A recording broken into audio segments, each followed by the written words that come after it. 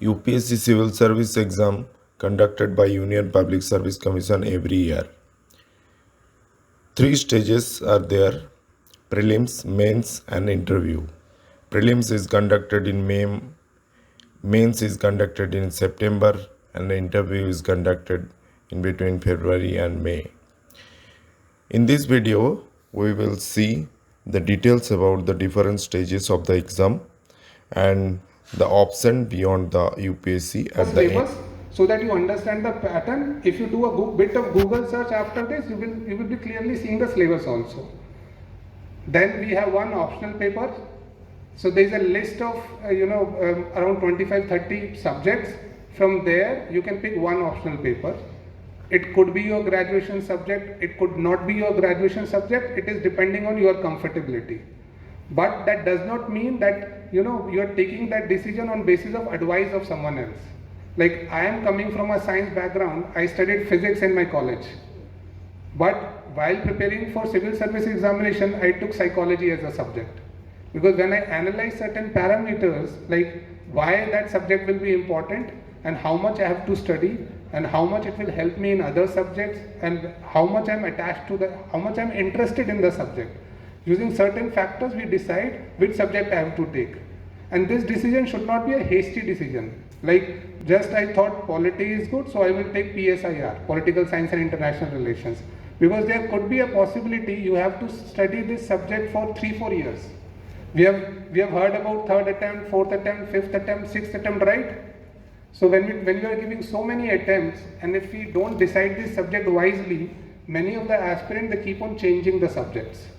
In the end, if you study a subject for a particular year, and again you study that, you take another subject next year, it will be a lot of time wastage. So it's always better to invest a particular time period well in advance, and you take a wise decision initially during the starting of the preparation itself, so that later on you don't have any regret with respect to optional subject. So 4 GS papers, there are 2 optional papers. One subject, basically it's divided into 2 papers, paper 1 and paper 2. And there is one essay. Essay is 250 marks, 3 hours. You'll be getting 2 sections. Each section will have 4 options, and you have to write 2 essays in those 3 hours. There could be a possibility we have written those essays in 10th standard, 12th standard. I don't know how much we write in college, but we know that we don't have that much practice in college days. So before mains, definitely we all do practice of all these subjects which we have mentioned before. Again, if you see the slide, the bottom 2, language paper and regional language paper, these are qualifying in nature. That means even if you pass in all the above 7 papers, but you fail in any one of these, you will not be called for interview. Example, let's say in essay GS 1, 2, 3, 4, optional paper 1 and optional paper 2, you scored very good marks, but you failed in English or regional language or Bengali. It happens every year. 10% of the people who write mains, they fail to qualify the language paper. And it's not that difficult to understand. I can give my example. The last I studied Hindi was in 10th standard. And when I was writing mains, that was after 10 years of that class, right? So obviously my command in Hindi or Bengali for that matter, after school, we don't write, we just speak. We don't write, we don't do writing practice. So that is why we have to do special regional language practices. We have to start writing, we do sessions every day. So you get a command over the language and you clear the exam. Again, it is qualifying in nature. That means you have to just pass it. You don't have to score, highest marks in it. You have to improve your language to the extent that you are just passing these 2 exams. Passing could be 33% of the marks.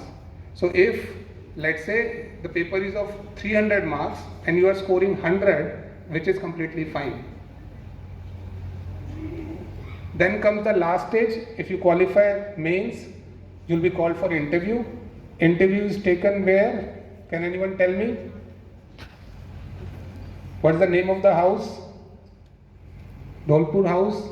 Have you heard? You must have seen a lot of videos on YouTube and Instagram. So you people who are called for interview, they go to UPSC, Bhavan, in Delhi. There they take an interview. There is a panel. Panel entails 5 members. There is a chairperson of the panel. That board, interview board, will take your interview.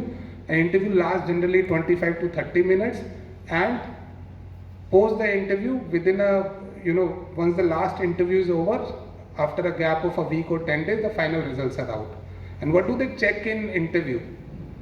Many a time we are scared that they will check our knowledge. Yes, it's a bit of a knowledge test, but they are checking our personality traits indirectly through those questions.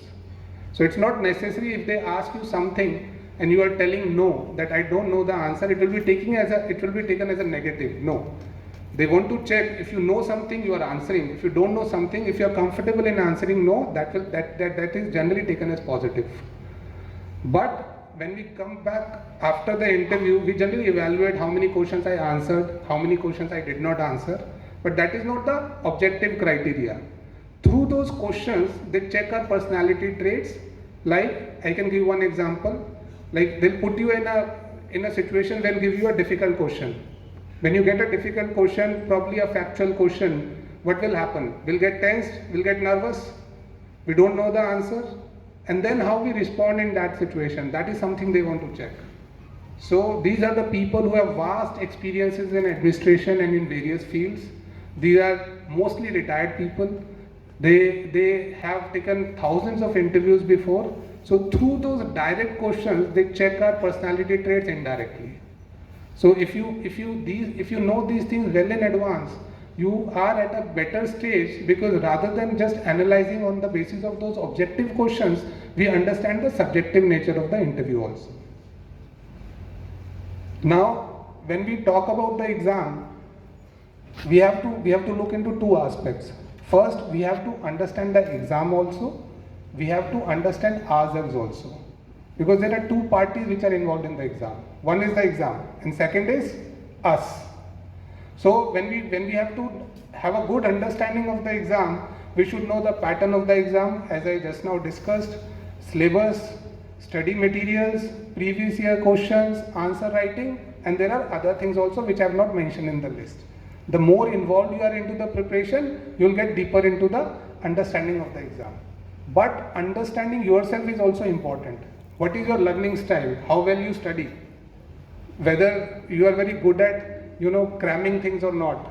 Whether you have to study something once to remember it, or you have to do multiple revisions. You must have understood stories like, after UPSC exam, certain toppers, they mention, I used to study 10 hours. Someone will say, I used to study for 5 hours. Why is that difference between those 2 individuals? Because their learning style and memory style were totally different. If I read something today and I don't remember it, because in order to remember, I have to study it multiple times. So if you have to study something multiple times, obviously the number of hours will increase. And in case if someone's memory is very sharp, if that person studies something once and remembers it for long, that number of hours for that person will definitely reduce. So the reason I'm telling you this is because when we study, we cannot compare ourselves with others. We have to do our own analysis. What is our learning style? How we are able to study about the exam? What is our memory? How well we are able to remember things for the exam?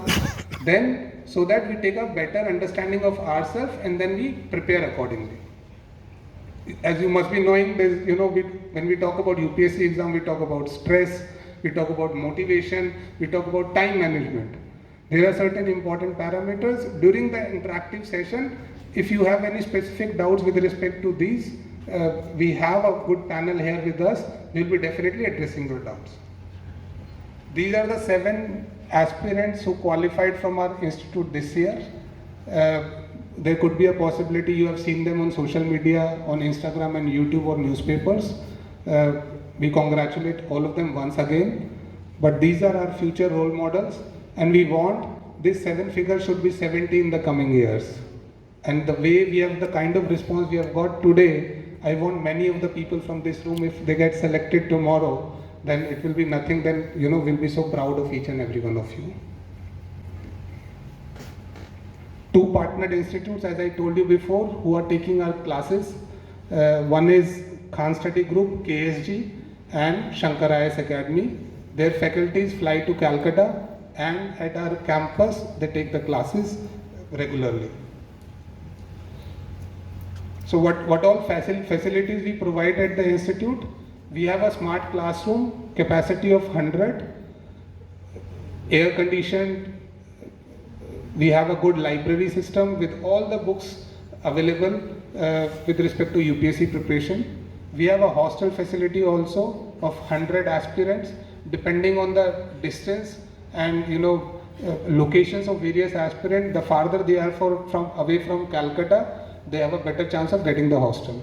So every year we put around 100 aspirants to the hostel, and for the hostel also we have a screening process.